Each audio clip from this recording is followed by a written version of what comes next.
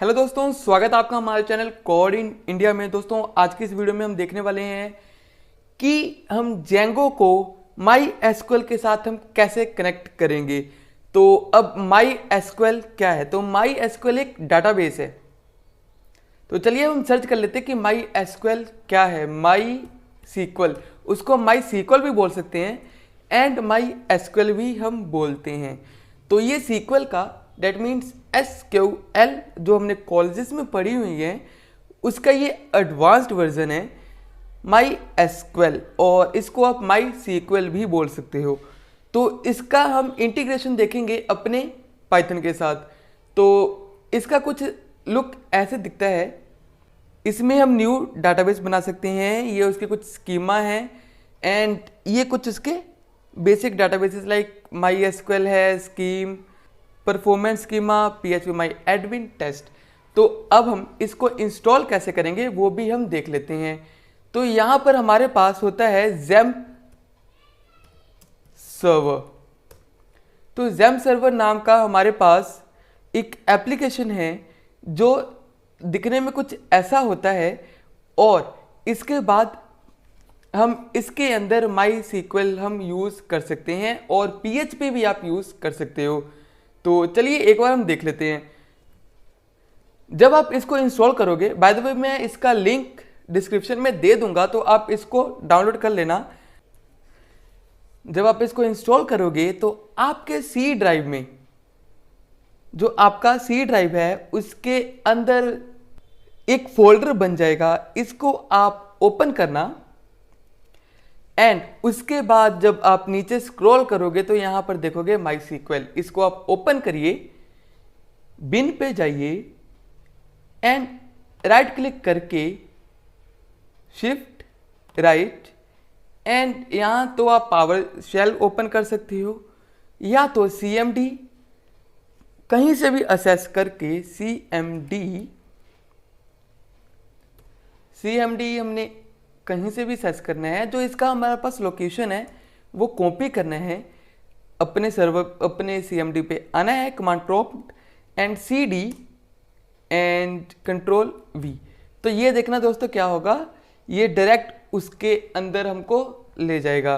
तो अब हमने क्या करना है, अब हम यहाँ पे टाइप करेंगे माई सीक्वल एंड एंटर। तो access denied for Digambar Jha @localhost using password no.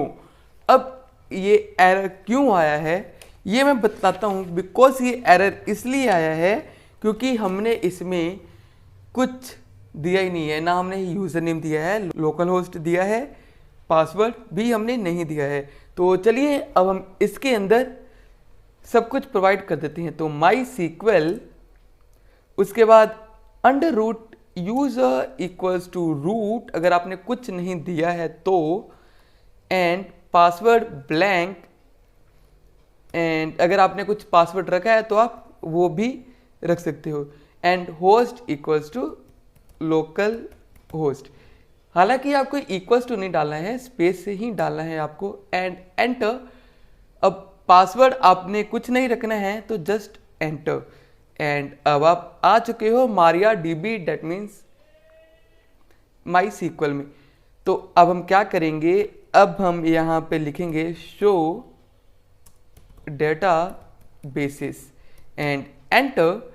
And इसके बाद इसने क्या किया, इसने हमारे पास जितने भी डाटाबेस हैं वो हमको दे दिया है। तो यहाँ पर मैं असेस कर रहा हूँ माई ट्रेन का। तो यहाँ पर मैं क्या करूँगा, यूज़ माई डाटा,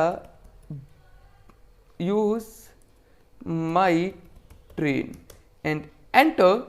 तो database changed and MariaDB equals to my train. अब हम कहाँ हैं, अब हम हैं अपने माई ट्रेन के डाटाबेस के अंदर। तो अब हम क्या करेंगे, टेबल, तो इसके अंदर एक कमांड है शो टेबल्स, एंड मैंने एंटर किया तो इसने उसके अंदर जितने भी टेबल्स हैं हमको दिखा दिया है। तो चलिए अब हम देख लेते हैं उसके अंदर के टेबल्स। तो जैसे माई ट्रेन है, उसके अंदर ये मेरे पास टेबल्स पड़े हैं, ऑथ ग्रुप परमिशंस जो कि जेंगो ने खुद बनाए हैं, ठीक है। और एक मेरा ट्रेन है और एक मेरा टेबल है ट्रेन इन्फो जो कि ये मैंने बनाया है। तो अब हम क्या करेंगे, अब हम चलते हैं अपने जेंगो के सेटिंग्स के, जो प्रोजेक्ट के अंदर जो सेटिंग्स होती है उसके अंदर हम जाएंगे। एंड तो चलिए सेटिंग्स के अंदर हम आ चुके हैं। हमको डायरेक्ट नीचे आना है, किसके ऊपर, डाटाबेसेस के ऊपर। तो एक इनबिल्ट डाटाबेस है, उसको आप कमेंट कर सकते हो या डिलीट कर सकते हो, वो आपकी मर्जी है। और एक जेंगो प्रोवाइड करता है database for my SQL my sequel. तो databases default engine equals to django.database.backends.mysql।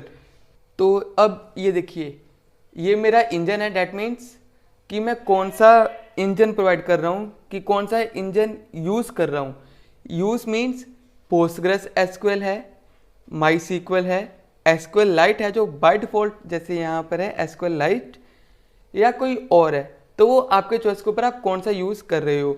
उसके बाद जो मैंडेटरी थिंग्स हैं, चाहे आप पोस्टग्रेस यूज़ करो, माई सीक्वल करो या कुछ भी करो, तो उसके अंदर जो मैंडेटरी हैं उसके अंदर आता है name, user, password, host and port.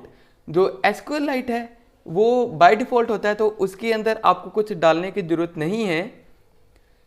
And but जो हमारे पास इनबिल्ट है उसके अंदर आपको ये सब प्रोवाइड करना ही पड़ेगा, बिकॉज जब एक प्रोजेक्ट बनता है जेंगो में, जब एक प्रोजेक्ट बनाते हैं तो उसका एक ही डाटाबेस बनता है इनबिल्ट, यानी उसको बार बार उसके अंदर आप 2-3 डाटाबेस नहीं बना सकते हो, टेबल्स मल्टीपल बना सकते हो, बट डाटाबेस एक ही रहता है। बट जैसे हमने यहाँ पर देखा, हमने अपने सीक्वल के कमांड में देखा कि जब मैंने शो डाटाबेसेस किया, डाटाबेसेस शिफ्ट एंटर, तो ये देखिए हमारे पास कितने डाटाबेसेस आ चुके हैं। अब उसमें से अब जेंगो को कौन सा पता होगा कि हम कौन सा यूज़ करेंगे, तो उसमें आपने क्या करना है, वो डाटाबेस का आपने नेम देना है। तो नेम माई ट्रेन अपने डाटाबेस का, यूज़र जो आपने डाला है बाय डिफ़ॉल्ट रूट होता है, बाकी वो आपकी मर्जी है आप क्या डालना चाहते हो।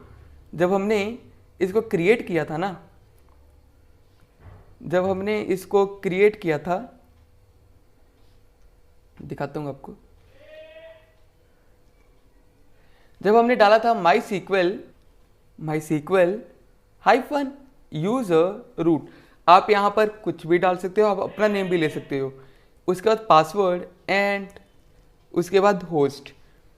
तो दोस्तों अब आप देखना, इसके अंदर पासवर्ड मैंने कुछ नहीं लिया था, तो पासवर्ड ब्लैंक है।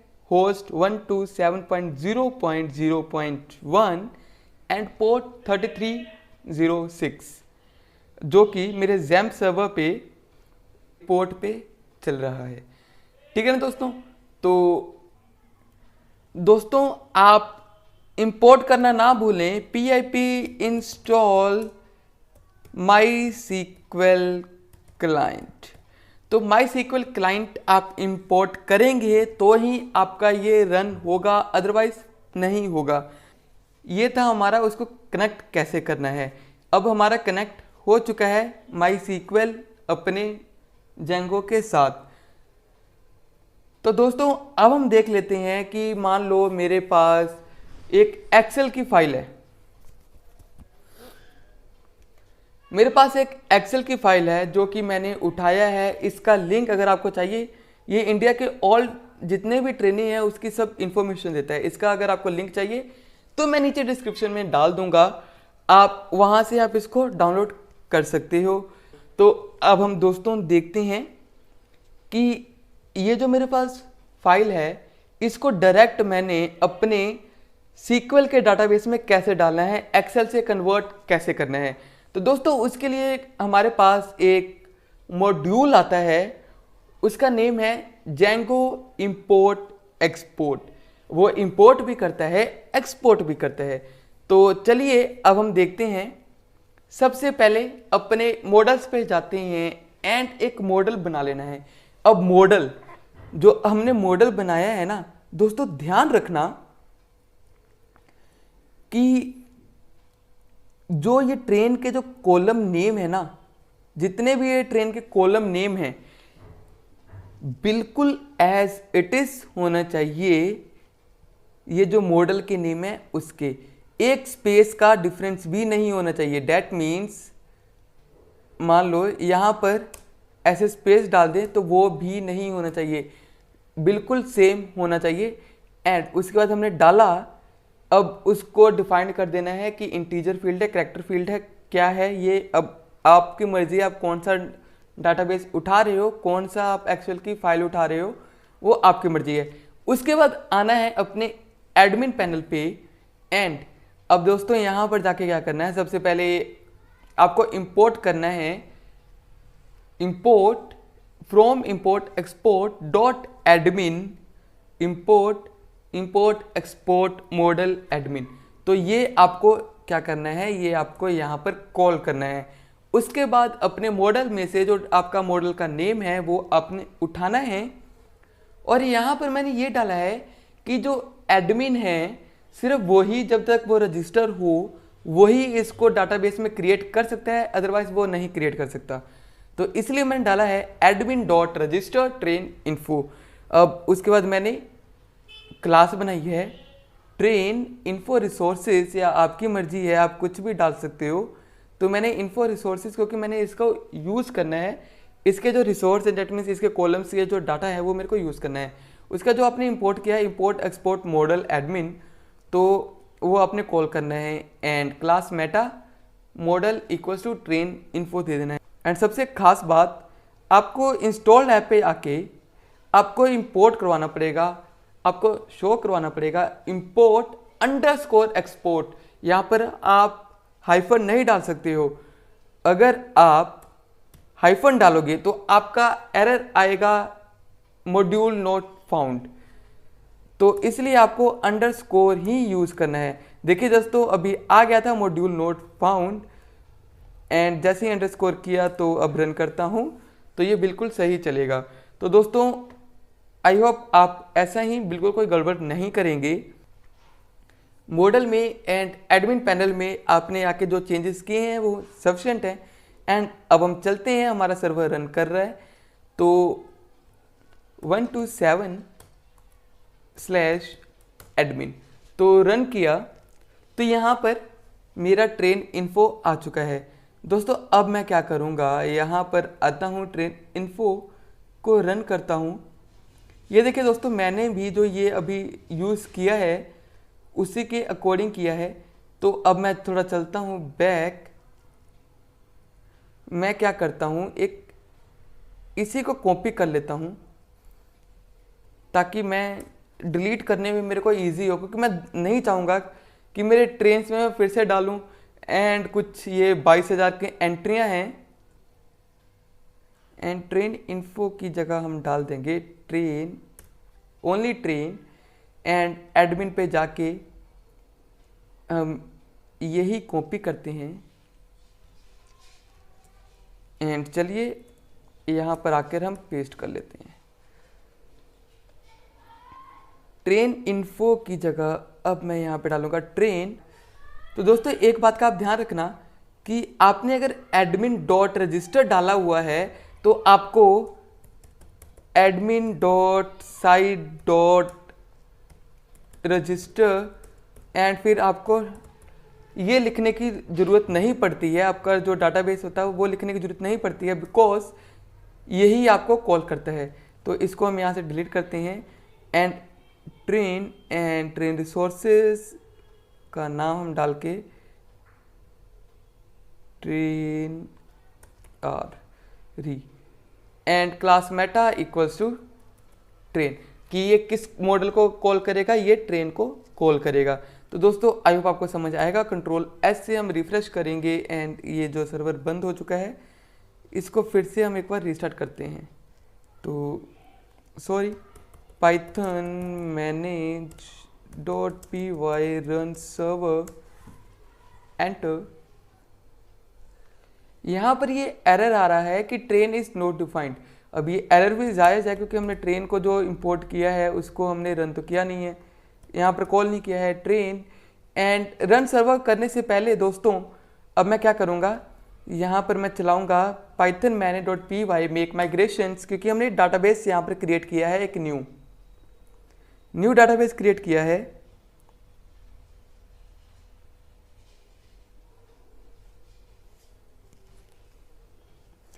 एंड हमारा डाटाबेस क्रिएट हो चुका है, तो अब हम क्या करेंगे, अब हम माइग्रेट भी कर लेते हैं।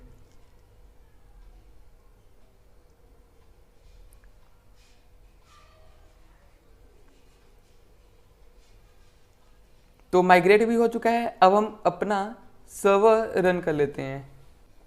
तो दोस्तों हमारा यहाँ पे सर्वर रन हो चुका है एंड अब हम चलते हैं अपने एडमिन पैनल पे।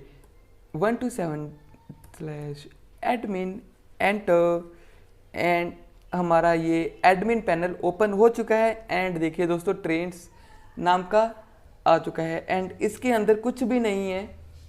ध्यान देना यहाँ पर एक इंपोर्ट एक्सपोर्ट का जो मॉड्यूल है वो आ चुका है। अब आप क्या करोगे, इंपोर्ट करोगे, इंपोर्ट के ऊपर क्लिक करोगे तो फाइल टू इंपोर्ट की कौन सी फाइल आपको इंपोर्ट करनी है। तो चलिए चलते हैं और मैं अपना फाइल को इंपोर्ट कर लेता हूँ। ट्रेन इन्फो नाम के जो मेरे पास एक्सेल की फाइल है मैं उसको इंपोर्ट करता हूँ। एंड फॉर्मेट पे आके .csv, ध्यान रखना जो ये .csv है वही होना चाहिए। And submit. तो ये जितना बड़ा फोल्डर होगा उतनी ही ये टाइम लेगा। अब मेरे जो ये फोल्डर है ये बहुत बड़ी है, बहुत बड़ी है। ये कुछ 11,000 एंट्रीज हैं इसके अंदर। तो दोस्तों उसके अंदर कुछ 11,000 एंट्रीज हैं, तो इसके अकॉर्डिंग ही वो टाइम लेगा। एंड ये देखिए अभी ये घूम ही रहा है, डेट मीन्स अभी ये रन कर रहा है। तो दोस्तों यहाँ पर देखिए कि जो भी मॉड्यूल था, जितनी भी आपकी फ़ाइल थी वो सब यहाँ पर बन के आ चुकी हैं। जितनी बड़ी फाइल होगी उतना ही टाइम लेता है। जैसे अभी हमने देखा कि इसने बहुत ज़्यादा ही टाइम लिया है। एंड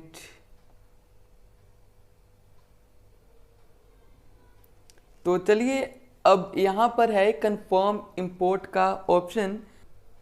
तो आप क्या करोगे, आप इसको कंफर्म इंपोर्ट पे क्लिक कर दोगे।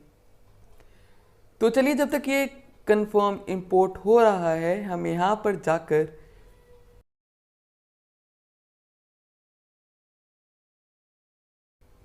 str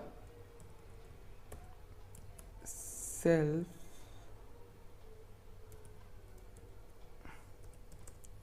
return self dot train name and इसी को यहाँ से भी कॉपी करके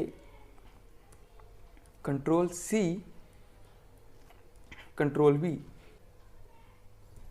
तो Ctrl+ से रिफ्रेश किया एंड अब इसको 127/admin से रन करते हैं।